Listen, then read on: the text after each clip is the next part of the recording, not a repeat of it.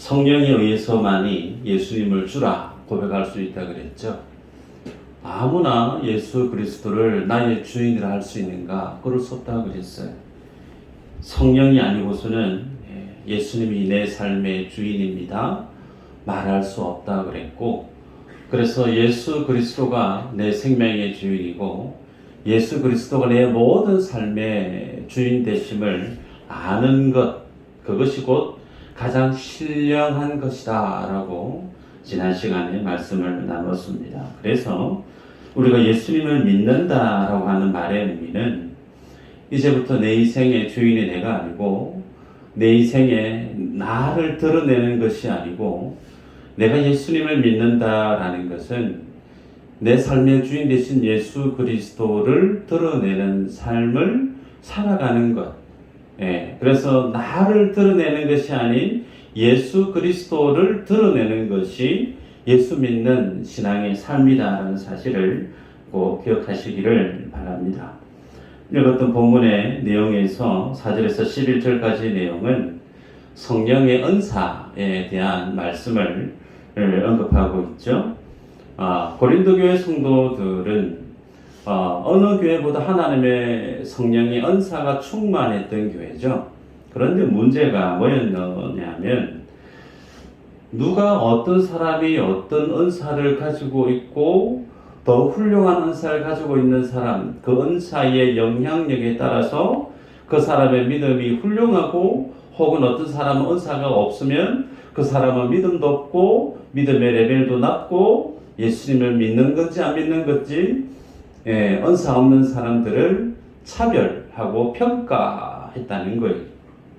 결국은 성령께서 교회 위에 성도들에게 주었던 은사, 그 은사 때문에 교회 안에 분쟁이 일어났고, 그리고 분파와 시기와 갈등과 성도들 간의 대립이 일어났던 교회가 고린도 교회 안에 드리워진 문제였다라는 겁니다. 한국 교회 안에 다양한 교단이 있죠. 우리는 대한예수교 장로 교단에 속해 있는 교회인데, 우리 교단은 모든 신앙의 근간, 그 기준을 하나님의 절대 말씀으로 기준을 삼고 그렇게 신앙 고백을 합니다.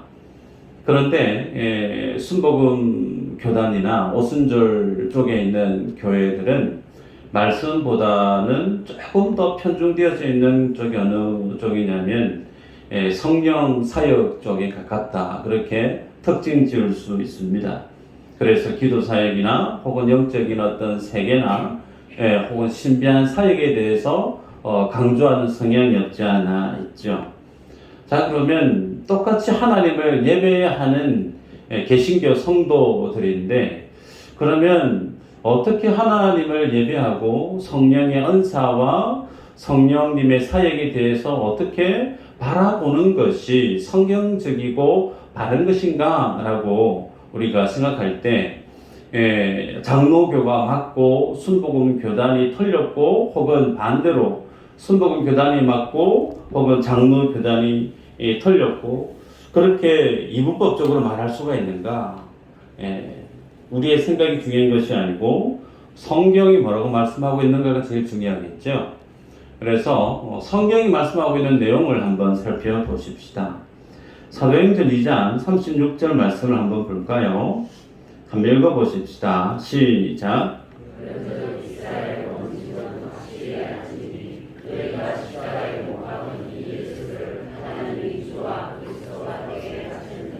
아멘.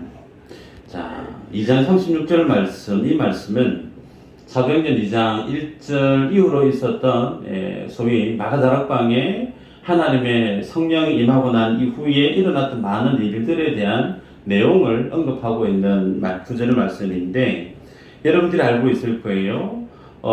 주님이 이 예루살렘 성을 떠나지 말고 기다리라, 성령을 받을 동안 계속 기다리라. 그 말씀 앞에 기다렸던 성도들이 성령을 임하게 됐고 받게 되어졌죠. 그 성령을 받게 되어졌을 때 드러났던 가장 큰 특징 중에 하나가 뭐였느냐면, 이 성령이 임했던 시기가 오순절 시기였죠. 오순절 시기는 구약의 절기에서 칠칠절 혹은 맥주절. 그래서 이스라엘 백성들이 3대 절기 중에 반드시 성회로 모이라라고 했던 규정되어 있는 절대성이 부여되어 있는 그런 절기였죠. 그 오순절 때 성령이 임했다는 거예요. 그 말은 그 시기에 많은 흩어져 있었던 디아스포라 유대인들이 예루살렘에 많이 흠집해 있었던 시기였다는 거죠. 그런데 각각의 흩어져 살아갔던 많은 유대인들이 히브리어를 잃어버리고 살았다라는 겁니다. 그 시대 그 지역에 있는 다른 나라의 말들로 그렇게 생활하고 지냈던 그들이 예루살렘에 왔는데 성령이 임하고 나서 성령의 두드러진 첫 번째 그 특징이 외국 말로 주의 복음을 전했다라는 거예요. 여러분, 우리가 영어를 잘하려고 하면 공부를 해야겠죠.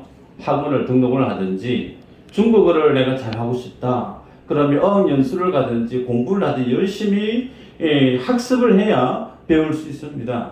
그런데 사도행전 2장에서는 배우지 아니했는데 기도하고 있었는데 성령이 임하셨고, 성령이 임한 결과로 그들이 배우지 아니했던 다른 이들의 말을 하게 되었다는 거예요. 그래서 그 모습을 보았던 많은 사람들이 놀랬죠. 이게 도대체 어떻게 된 일인가? 당황스러워하고 놀라고 있는 그 상황 속에 베드로가 그 상황을 설명을 하죠. 지금 너희들의 눈앞에 보이는 이 상황은 구약의 선지자 요엘이 예언했던 말씀에 대한 결과다.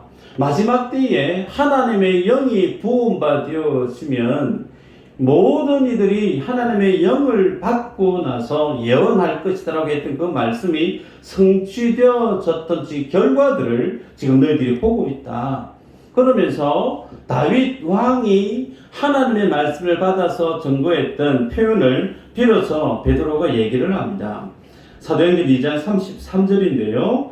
하나님이 오른손으로 예수를 높이시매 그가 약속하신 성령을 아버지께 받아서 너희가 보고 듣는 이것을 부어주셨느니라. 잘 보시기를 바라요. 성령이 어떻게 우리에게 이 세상 가운데 임하게 되어졌는가. 하나님이 오른손으로 예수를 높이시매 그랬어요. 그리고 예수님이 약속하신 성령을 아버지께 받아서 너희가 보는 너희들에게 주님이 그 성령을 부어주었다 그랬죠. 그래서 하나님의 오른손으로 예수님을 높였다라고 말씀하는데, 성경 구약에서 하나님의 오른손에 대한 표현들이 다양한데 대표적인 한 구절만 보면 출애굽기 15장 6절에 이렇게 있습니다. 여호와여 주의 오른손이 권능으로 영광을 나타내시니이다. 여호와여 주의 오른손이 원수를 부수시니이다. 하나님의 오른손이 이 구원의 손이고 하나님의 오른손이 영광의 손이다. 그래서 하나님이 그 오른손이 이스라엘 백성들을 출애굽을 시키셨고 그 오른손이 대적들을 무찔렀다라는 거예요. 그러면 이 하나님의 오른손이 누굴까요? 따라하십시다. 예수 그리스도. 네. 하나님의 구원으로 하나님의 영광으로 드러나는 하나님의 오른손으로 표현되어져 있는 이는 예수 그리스도를 뜻합니다. 자, 그런데 그 하나님의 오른손 대신 영광의 하나님 대신 예수님이 이 땅에 성육신하셨고 십자가 위에서 죽으셨어요.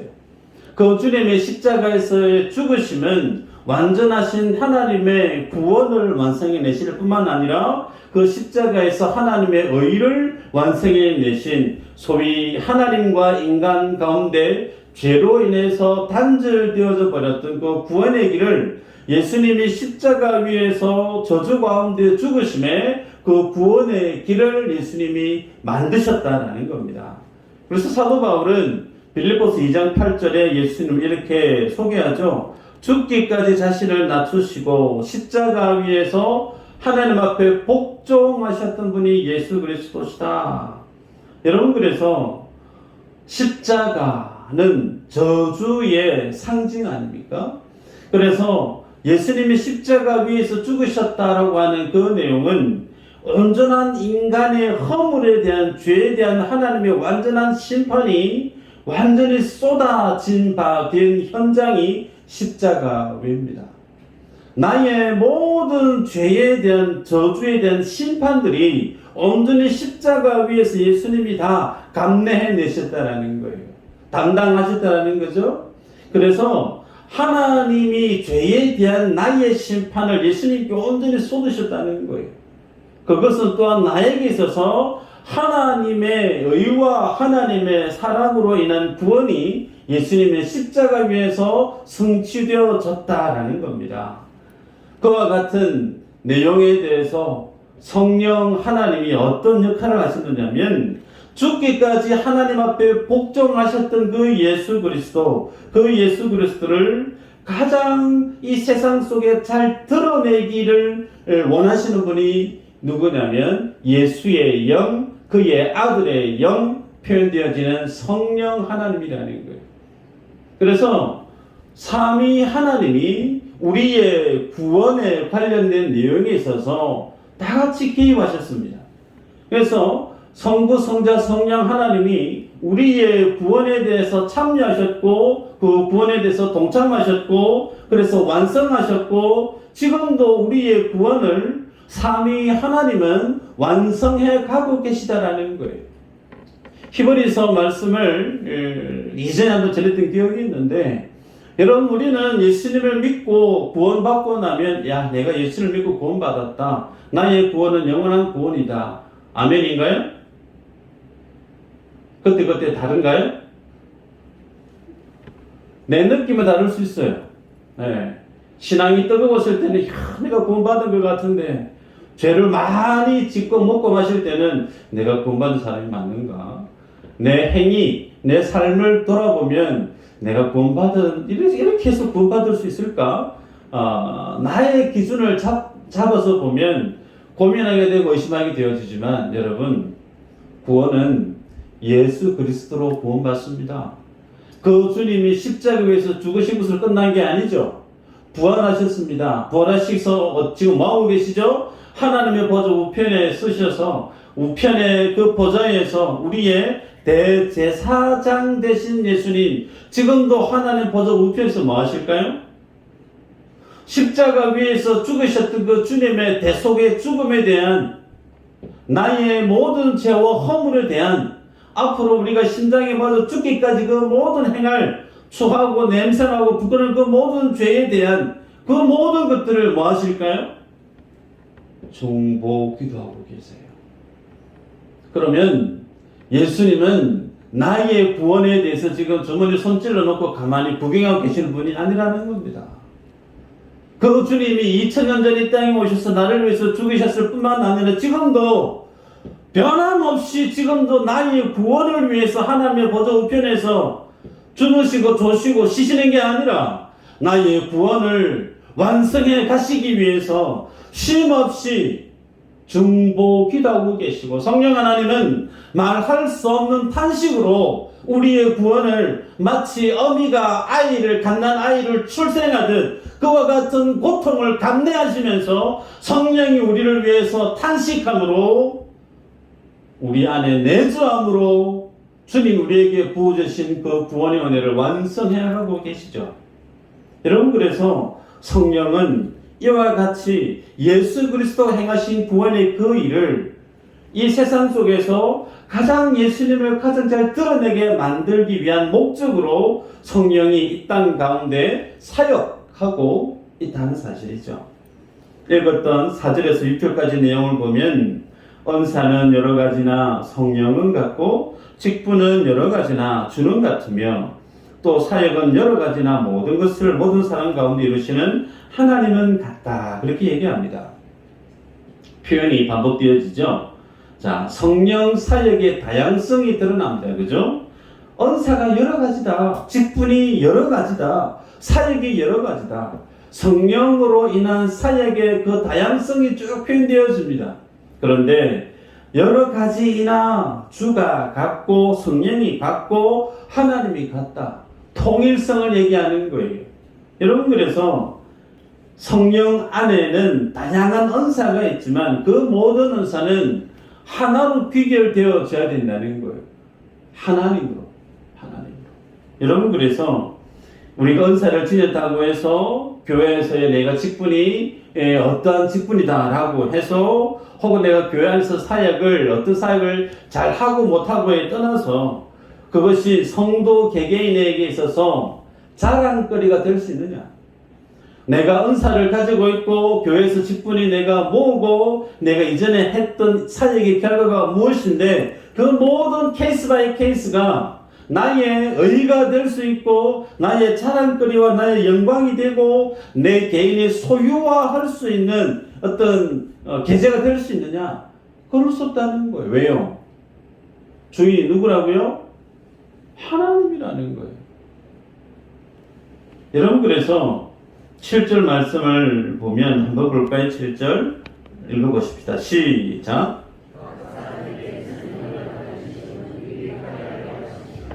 성령을 주신 이유가 드러나죠. 성령을 하나님이 주신 이유, 각 사람에게 성령을 나타내시면 유익하게 하게 하심이라. 자, 유익하게 하기 위해서 하나님이 우리에게 성령의 은사를 주셨다 그랬는데, 여기에서 이제 유익하게 하다라고 하는 그 대상, 다음 주 이후로 보게 되겠지만 12절 이후로 보면 사도 바울이 교회를 설명하면서 몸과 지체에 대한 비유로 교회를 쭉 설명하는 걸 보게 돼요. 그래서 유익하게 하다라고 하는 그 대상이 누구냐면 폭넓게는 교회를 지칭하고 있습니다. 그래서 각 사람에게 성령을 주신 이유는 교회를 유익하게 하기 위함이다. 우리가 정리할 수 있는데, 교회를 유익하게 하기 위해서 주님이 성령의 은사를 주셨는데 그 은사를 주신 하나님의 목적, 의도를 고린도 교회 성도들은 몰랐다라는 거예요. 하나님이 내게 은사를 주신 것을 교회를 유익하게 하기 위해서 주셨는데 그 교회의 유익은 나와는 별 관심이 없고, 이야, 내게 방언의 은사가 있대. 야, 내게 병 고치는 은사가 있대. 니 있나 없나? 없나? 니 좀 빠지라. 하나님이 우리에게 주셨던 그 은사를 가지고 다른 사람을 판단하고 평가하고 그리고 때로는 무시하기도 하고, 그래서 하나님이 교회의 유익을 위해 주셨던 그 은사가 도리어 그 하나님의 은사를 주신 목적을 이해하지 못한 성도들 때문에 하나님의 교회가 신음했다는 거예요. 하나님의 교회가 그 하나님의 목적을 몰랐던 성도들 때문에 병들어가고 대립을 하면서 갈등이 있었던 상황이 고린도 교회의 모습이죠. 여러분, 그래서 우리가 교회 안에 있으면서 참 조심해야 될 죄악의 어떤 관점이 뭐냐면 이기주의라고 말할 수 있어요. 이기주의.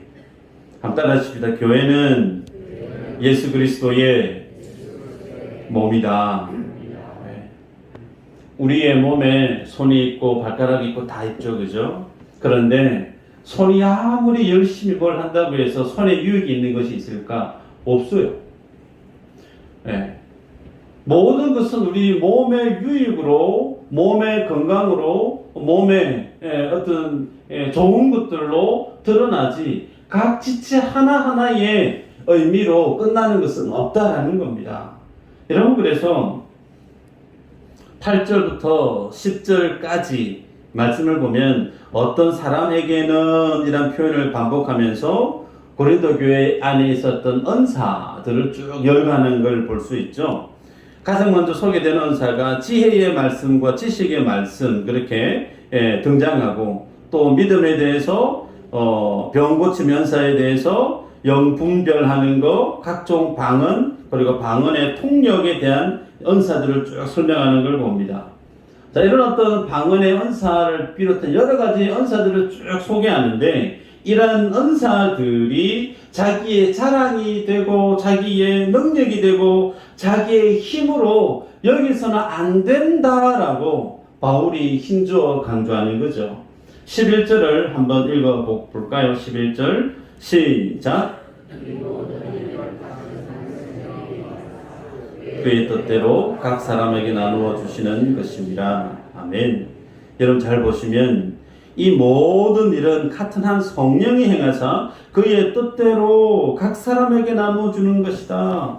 그래서 은사는 내가 갖고 싶다고 마음대로 가질 수 있는 것이 못 된다는 거예요. 누구의 뜻대로요? 하나님의 뜻대로, 주님의 뜻대로 주어지는 것이 성령의 선물인 은사임을 성경이 말씀합니다. 그래서 사도 바울은 분명히 성령의 은사가 다양하고 그 모든 사역이 다양함에도 불구하고 그 모든 다양함은 결국 어디로 귀결되어지느냐면 그 은사를 주신 하나님의 뜻, 그 뜻을 드러내는 하나님의 영광으로 귀결되어져야 된다는 거예요. 여러분, 교회의 유익을 위해서 하나님이 은사를 주님의 뜻대로 주셨어요. 자, 그러면 모든 은사와 성도들의 그 모든 사역은 하나님의 뜻으로 귀결되어지는 것이 맞는데, 그러면 성령과 관련해서 하나님의 뜻이 무엇으로 우리가 이해할 수 있느냐? 한 구절을 보십시다. 에베소서 4장 3절 한번 읽어볼까요? 시작. 성령이 하나 되게 하신 것을 힘써 지키라. 아멘. 이 구절 말씀은 여러분이 꼭 기억했으면 좋겠습니다. 교회에 하나님이 주신 명령 그리고 사명 가운데 너희들 교회 100명 이상 부흥시키라. 그런 구절 없어요. 교회 성장 10,000명, 수만 명 교회 성장시키라. 그런 명령 없습니다. 여러분 4장 3절에 교회를 하나 되게 만든 이가 하나님이신데 그 하나 되게 하신 그 하나님께서 뭘 명령하시느냐면 하나됨을 지키라 그래요. 이게 교회에게 주신 하나님의 명령이에요. 근데 하나됨을 지키긴 지키는데 그 앞에 강조가 있죠. 힘써 지키라 그렇게 말씀하고 있습니다. 그 말의 의미는 교회란 성도들이 힘써 하나됨을 지키지 않으면 하나되기가 쉽다, 어렵다? 어렵다라는 거예요.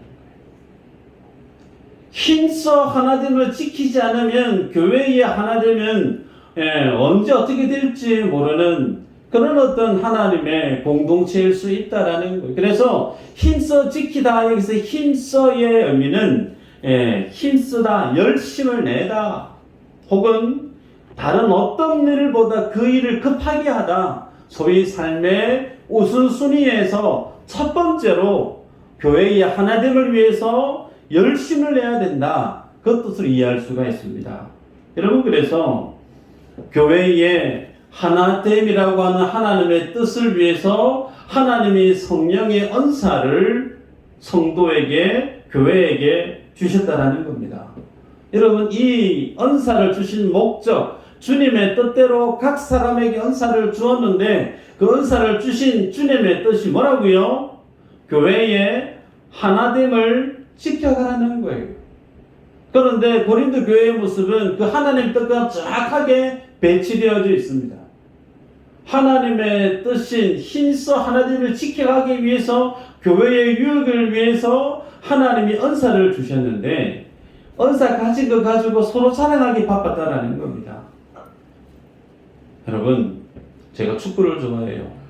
통영에 와서 축구를 못해서 보시는 바와 같이 언제 출산할지 모르는 갈수록 배가 나와서 큰일인데 할 날이 오기를 제가 기대하지만, 프로축구팀 경기를 보면 1군이 있어요. 그리고 1군 안에서도 주전이 있고 후보가 있어요. 그죠? 그러면 만년 후보의 소원이 뭘까요? 나도 언제 한번 저 잔디에 나가서 내 등번호 달고 한번 실력을 좀 보여줄 수 있는 기회가 있을까? 한 번만 좀 나갔으면 좋겠다. 주전 누가 부상 당하는 선수 없나? 아마 그 마음이 간절할 거예요. 그런데 어느 날 감독이 다음에 경기 네가 다음에 출전해라 라고 그 뉴스를 준단 말이에요. 그러면 그 소식을 들었던 후보 선수가 그 다음 경기가 기다려질까요? 안 기다려질까요? 기다려지죠. 주전자리에 꽤 차는 것이 얼마나 어려운데요. 그래서 그 다음 경기를 위해서 잠을 자야 될 시간을 스스로 조절합니다. 먹는 식단을 조절합니다. 자기 가지고 있는 기술을 최상의 컨디션에 발휘할 수 있게끔 운동량도 조절하면서 그 날을 위해서 준비해서 그 D-Day 경기에 최상의 컨디션을 만들어서 경기에 들어가죠. 사도 바울은 하나님의 직분자, 하나님의 사명자를 비유할 때 경기에 나아가는 뛰는 자로 설명하기도 했습니다. 무슨 말씀을 전하려고 하느냐? 여러분, 우리 안에 교회에 직분이 다 있는데 직분자도 다르지 않다라는 겁니다. 여러분, 교회 안에서 대표 기도가 있고 혹은 식사 당번이 정해지고 혹은 우리 교회 안에 다음 주 전도에 1조, 2조 나눠지고 그런 내용이 공지가 올라옵니다. 여러분, 그러면 그 다음 순서가 우리 조구나, 다음에 대표 기도가 내구나, 이걸 알게 되어진 사람은 뭘 준비해야 될까요? 그 다음에 진행되어질 예배 순서나 혹은 사역에 대해서 당연히 준비하는 것이 상식적인 거예요. 그런데 그 다음 주에 있을 일들을 내가 준비하지 못했고 내가 깜빡했다? 라고 하면 그게 가능한 일인가? 축구 선수가 네 다음에 주전으로 뛰어야 된다라고 이 정말 천금 같은 기회를 잡았는데 그 기회를 고대하고 준비하고 그렇게 해서 나아가야 될 그 절박한 간절함과 그 무게중심이 있어야 되는데 교회를 하나님 앞에 주어진 사역을 하면서 예를 들면 대표 기도라든지 교회 어떤 식사라든지 식사 준비라든지 그 사역에 있어서 내가 그만큼 준비가 되어지지 않고 깜빡했다라든지 여러분 그런 생각을 가질 수 없다라는 거예요. 힘써 지키라.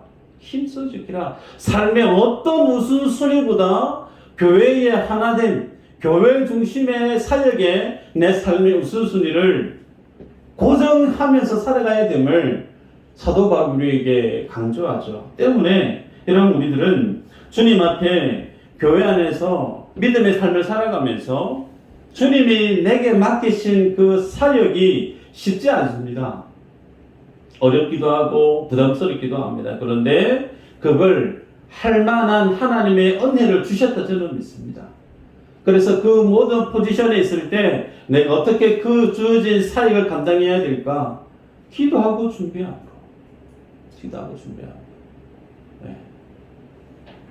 그런 여러분 되시기를 축복합니다. 마지막으로 말씀을 보면 은사에 대한 내용을 잠시 살펴보겠습니다. 8절에 보면 어떤 사람에게는 지혜의 말씀과 지식의 말씀을 주셨다 그랬습니다. 지혜의 말씀과 지식의 말씀을 주셨다. 기억해야 될 사실은 우리가 보고 있는 성경은 신구약 성경이 완성되어져서 지금 다 보고 있죠. 그러나 초대교회 시절에는 복음서가 없어요. 서신서가 없어요. 요한계시록 성경이 없단 말이에요. 그래서 하나님이 아직도 다 완성되어지지 않은 하나님의 신약의 성경책을 완성해 가기 위해서 사도들과 성령의 은사를 주님이 부여해서 성경을 기록하게 만들게 하기 위해서 이런 은사를, 지혜와 지식의 은사를 주셨다라는 겁니다.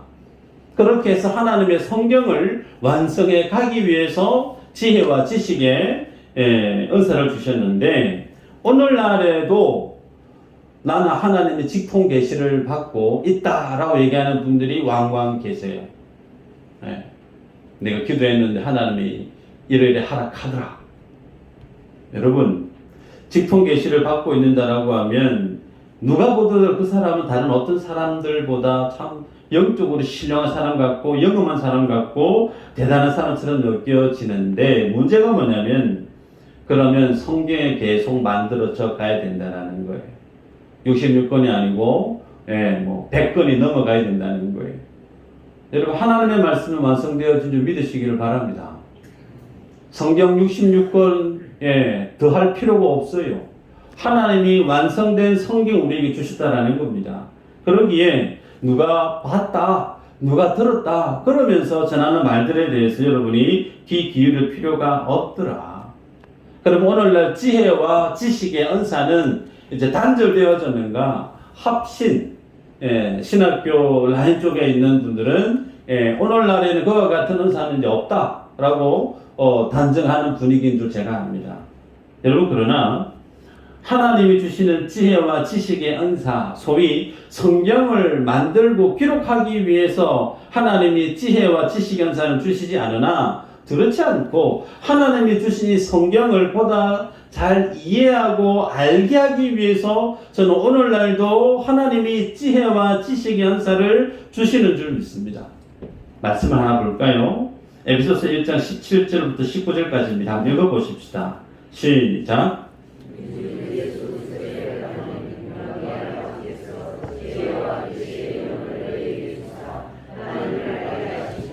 너희 마음의 눈을 밝히사 그의 부르심의 소망이 무엇이며 성도 안에서 그 기업의 영광의 풍성함이 무엇이며 그의 힘의 위력으로 역사하심을 따라 믿는 우리에게 베푸신 능력의 지극히 크심이 어떠한 것을 너희로 알게 하시기를 구하노라. 아멘.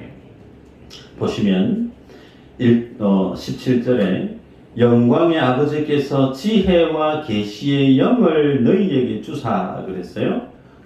지혜와 계시의 영, 쉽게 얘기하면 성령을 주셨다라는 거예요.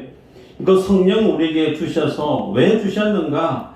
그 다음 구절이죠. 너희에게 주사 하나님을 알게 하시고, 하나님이 우리에게 성령을 주시는 목적이 하나님이 어떤 분인가를 알게 하기 위해서 성령을 부어주셨다라는 겁니다.